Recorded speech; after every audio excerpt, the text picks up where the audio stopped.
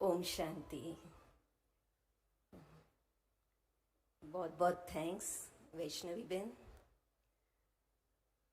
बहुत बहुत थैंक्स हमारे शांति के सागर परमपिता शिव परमात्मा, मंचासीन सभी शांति के फरिश्ते जो उनके द्वारा निमित्त हैं, और सभा के उपस्थित आप सभी विशेष परमात्मा के द्वारा चुने गए शांति के दूत। आज का विषय को गौर करें, बहुत ही सुंदर विषय, बहुत ही अनिवार्य विषय, और इस विषय में शब्द हैं अपकीपिंग इनर ट्रैंक्विलिटी। बात हो रही है आंतरिक शांति की। हमारे अंदर एक हैबिट हो गई है बाहर देखना, दूसरों को देखना, और इसलिए हमेशा बाहर शांति कैसे हो, बाहर के कारण बाहर को ही हम देखते हैं, लेकिन ये भूल जाते हैं कि दुख दर्द बाहर है लेकिन शांति तो हमारे भीतर है। हमारे फॉर्मर चीफ जो आदरणीय जानकी दादी जी थे, उनका कोई भी संदेश जब शुरू होता था या अंत होता था तो 3 बार वो कहते थे 3 शब्द। पहला शब्द ओम शांति, दूसरा शब्द ओम शांति, और तीसरा शब्द ओम शांति। ये 3 शब्द एक बहुत ही सुंदर एनालॉजी मेरे सामने लेकर आता है, और वो है एक वृक्ष का। वृक्ष में आप देखिए बीज और जड़ है, तना है, और उसका एक क्राउन है। अब इन तीनों बातों को लेकर के ये 3 शब्द से कनेक्टेड हैं। पहला ओम शांति जो बीज और जड़ से जुड़ा है, और वो एक शब्द है जो मोस्ट डिवाइन वर्ड है 10 लेटर वर्ड का, और वो शब्द है कनेक्शन। हम देखेंगे कि मोबाइल आज कितना इम्पोर्टेंट है हमें कनेक्टेड रखने के लिए, है कि नहीं? और आप कहीं पर हैं जहां पर आपकी ट्रेन लेट है, फ्लाइट लेट है, आप किसी को संदेश देना चाहते हैं, लेकिन वहां पे रेंज ही नहीं है, नेटवर्क ही नहीं है। कितने भी अच्छा स्मार्टफोन क्यों ना हो आपके पास, कितने भी अच्छे एप्स क्यों ना हो उसके अंदर, लेकिन अगर कनेक्शन नहीं तो क्या होगा? तो इसलिए कनेक्शन किसका? सबसे पहले तो कनेक्शन खुद का खुद के साथ। जब तक हमने खुद का खुद के साथ कनेक्शन नहीं किया है, तब तक हम जीवन में कभी भी शांति को बरकरार नहीं कर सकते। इसलिए सबसे पहला लेसन जो यहाँ पे शिव परमात्मा ने हमें दिया है, जो स्मृति हमें दिलाई है, वो है कि ये शरीर कर्मेंद्रियों के भी रचयिता जो बीज है, जो आत्मा बिंदु रूप है, वो मैं आत्मा यहाँ प्रकृति के बीच में निवास करती हूँ। बहुत सिंपल सी बात है कहने के लिए, लेकिन बहुत गहरी बात है, और धारणा अगर हम इसकी कर लें तो जीवन में शांति ही शांति का अनुभव कर सकते हैं। लेकिन इसकी स्मृति बार बार हमें लानी होगी, तो जैसी स्मृति वैसी समर्थी होगी। साथ साथ हम देखते हैं कि हमारे पास तो वो एनर्जी, हम खुद का खुद के साथ कनेक्शन करके मैं आत्मा शांत स्वरूप हूँ होकर के हम चल पड़े, लेकिन कितनी रिस्पॉन्सिबिलिटीज है आज हमारे सिर पर, कितने मल्टीटास्किंग हम हो गए हैं, और उसके कारण बहुत एनर्जी की जरूरत पड़ती है। आज ये जो कार्यक्रम है YouTube पर अगर लाइव हो रहा है, साथ साथ Facebook पर भी हो, साथ साथ दूसरे प्लेटफॉर्म्स पर भी हो, तो उसके लिए कितना बड़ा बैंडविड्थ चाहिए कि नहीं चाहिए? तभी तो एक साथ अनेक प्लेटफॉर्म्स पर बहुत स्मूथली लाइव हो सकता है। ऐसे ही अनेक प्लेटफॉर्म्स पर हम एक साथ मल्टीटास्किंग और एकदम अथक होकर के उमंग उत्साह से अगर हम अपना कार्य करना चाहें, तो उसके लिए जरूरी है कि हम कनेक्ट करें एक पावरफुल बैंडविड्थ के साथ, जिसकी फ्रीक्वेंसी कभी लो नहीं होती है, जो हमेशा हाईएस्ट फ्रीक्वेंसी में रहते हैं। और वो जो अनशेकेबल, अनलिमिटेड, जो बेहद का जो बैंडविड्थ है, वो बैंडविड्थ है परमात्मा शांति के सागर, जो इस पूरे वृक्ष के, संसार रूपी वृक्ष के रचयिता बीज हैं। तो जब हम आत्मा समझकर परमात्मा से कनेक्ट कर लेते हैं तो हमारे जीवन के रूट्स, जो फाउंडेशन है, वो इतने स्ट्रांग हो जाते हैं कि फिर चाहे कैसी भी अशांति का तूफान क्यों ना आए, लेकिन हम अपने जीवन में अपनी शांति को बरकरार कर सकते हैं। तो ये कनेक्शन, बीज के साथ कनेक्शन बहुत इंपॉर्टेंट। उसके बाद नेक्स्ट आता है, जब हमारे रूट्स फॉर्म है तो उससे निकलता है तना। तो सेकंड ओम शांति, जो नेक्स्ट ओम शांति है, वो ओम शांति हमें हमारा ये स्मृति दिलाती है कि मेरा संस्कार शांति का है। फिर चाहे दूसरा व्यक्ति इंसल्ट कर रहा है, चाहे दूसरा व्यक्ति जोर से बोल रहा है, चाहे दूसरा व्यक्ति हम जैसा चाहे वैसा नहीं कर रहा है, लेकिन मेरा क्या संस्कार है? मेरा संस्कार है कि मैं आत्मा शांत स्वरूप हूं। वो कल्टीवेट करना, तो पहला है कनेक्शन, दूसरा है कल्टीवेशन, जो एक तने के रूप में है। एक ही तना होता है हर वृक्ष का। अर्थात ये कल्टीवेशन संस्कार का कब होगा?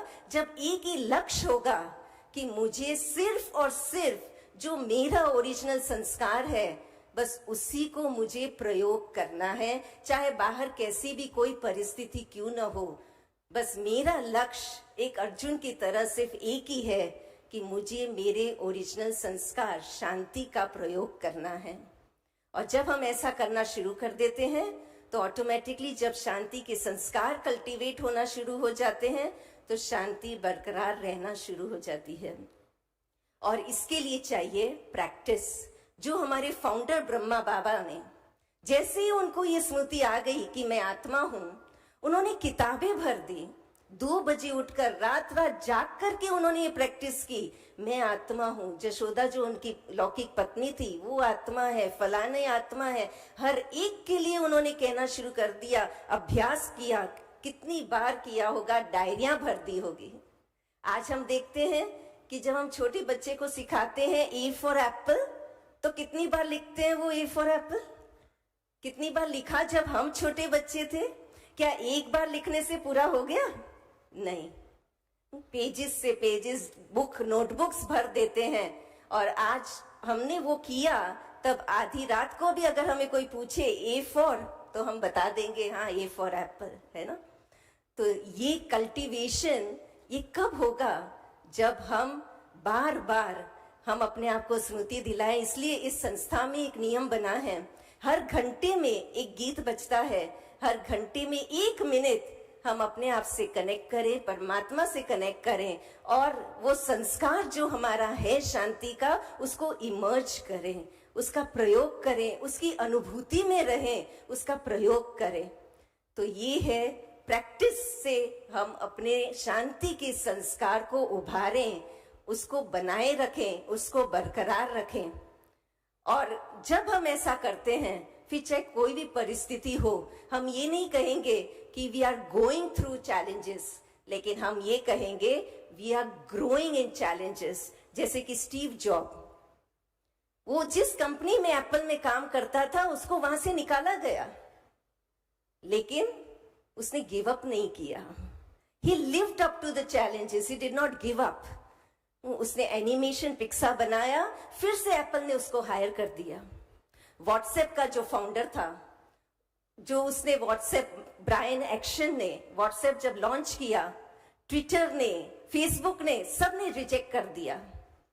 But he did not say that I'm going through challenges, he said I'm growing through challenges। और उन्होंने क्या किया, बाद में जब वो बने रहे, he lived up, तो फिर बाद में मार्क जफरकर ने भी, उनके जो फेसबुक के ओनर है, उन्होंने उसको $19 बिलियन में भी खरीद लिया।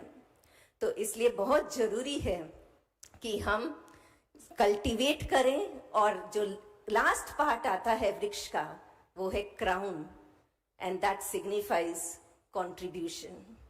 क्योंकि जब हम ये संस्कार हमारा इमर्ज रूप में हो जाता है, मैं शांत स्वरूप हूं, तो शांति से जब हम भरपूर हो जाते हैं, तो जैसे एक घड़ा अगर दूध से भरा है और उसको अगर थोड़ा सा ठक आप कर दो, तो क्या छलकेगा? क्या छलकेगा? दूध ही छलकेगा ना। और अगर खाली घड़ा है और उसको ठक किया तो क्या होगा? आवाज करेगा। तो अशांति भी कब है? अगर हमारा यहाँ बुद्धि रूपी घड़ा जो है वो खाली है, वो नकारात्मक व्यर्थ विचारों में भ्रमण कर रहा है, तो जरूर से अशांति ही अशांति आएगी। लेकिन अगर हमने इसको भरपूर कर दिया, कनेक्ट होकर, कल्टीवेट होकर के, और अगर हम भरपूर हो गए शांति से, तो चाहे बाहर कैसी भी परिस्थिति थोड़ा भी ठक भी करे, लेकिन हमारे से क्या छलकेगा? वो शांति के वाइब्रेशंस ही जाएंगे और वो अशांत परिस्थिति को भी शांति में परिवर्तन कर देंगे। तो इसलिए कंट्रीब्यूशन की एक देने की भावना हमारे अंदर जब आ जाती है तो ऑटोमेटिकली शांति बरकरार रहती है। क्योंकि शांति गायब कब होती है? जब हम इच्छाएं रखते हैं कि आप मुझे प्रेम दें, आप मुझे सम्मान दें। अब आप मुझे प्रेम से बात करें ना करें ये आपकी चॉइस है, लेकिन मैं अगर प्रेम से बात करूं, क्या आप मुझे रोक सकते हैं? क्या कोई मुझे इससे रोक सकता है? आप मुझे सम्मान दे या ना दे ये आपकी चॉइस है, लेकिन मुझे अगर किसी को सम्मान देना है तो क्या कोई मुझे रोक सकता है? कोई नहीं रोक सकता। आप शांति में रहे ना रहे वो आपका है, वो मेरे कंट्रोल में नहीं है। लेकिन मुझे अगर शांत रहना है और शांति देनी है तो कोई की दुनिया की ताकत नहीं जो वो मुझे रोक सके। शांति मेरा निजी गुण है, शांति मेरा निज स्वभाव है। शांति से भरपूर मैं आत्मा हूं, ये विश्वास करना, ये एक्सेप्ट करना, ये मानकर चलना, तो ही हम शांति से भरपूर रहेंगे और शांति को फैलाते रहेंगे, शांति के वाइब्रेशंस दे सकेंगे। हम गिवर ऑफ पीस हो जाएंगे, फिर टेकर नहीं रहेंगे। जो टेकर्स होते हैं ना वो ईट वेल होते हैं, लेकिन जो गिवर्स हैं वो स्लीप वेल करते हैं, है ना। इसलिए एक उदाहरण खाली दे करके समाप्त करना चाहूंगी कि जब हम ब्रांडिंग करते हैं तो ब्रांडिंग का क्या लक्ष्य होता है, तो ऐसे ही जीवन का ब्रांडिंग क्या होना चाहिए। एक उदाहरण है, एक है आइसक्रीम और एक है कैंडल। दोनों में क्या समानता है? आइसक्रीम और एक मोमबत्ती, दोनों में समानता क्या है? दोनों पिघलती हैं, दोनों मेल्ट होती हैं। लेकिन आइसक्रीम कहती है कि जल्दी से खा लो नहीं तो मैं पिघल जाऊंगी, और कैंडल मोमबत्ती कहता है एक दूसरे मोमबत्ती को जला दो, मैं पिघलू उसके पहले। तो ब्रांडिंग हमारा क्या है जीवन का? कंज्यूमर ओरिएंटेड होना, स्वार्थ होना, पैनिक ड्रिवन होना, या पर्पस ओरिएंटेड होना, गिवर होना, इंस्पायर करना? क्या है हमारा ये ब्रांडिंग? अगर इस ब्रांडिंग को हम इंस्पिरेशनल कर दें, अगर हम इसको देने की भावना कर दें, दूसरों के जीवन को बनाने की भावना में कर दें कि चाहे मुझे कुछ मिला या ना मिला, लेकिन मुझे सबको देते चलना है, देने वाला चांसलर बनना है, तो गारंटी है कि कोई भी मेरे मन की शांति मुझसे ले नहीं सकता, मेरे मन की शांति कभी खो नहीं सकती। इसलिए शांति बरकरार रखने के लिए 3 ओम शांति को जरूर हम याद रखें।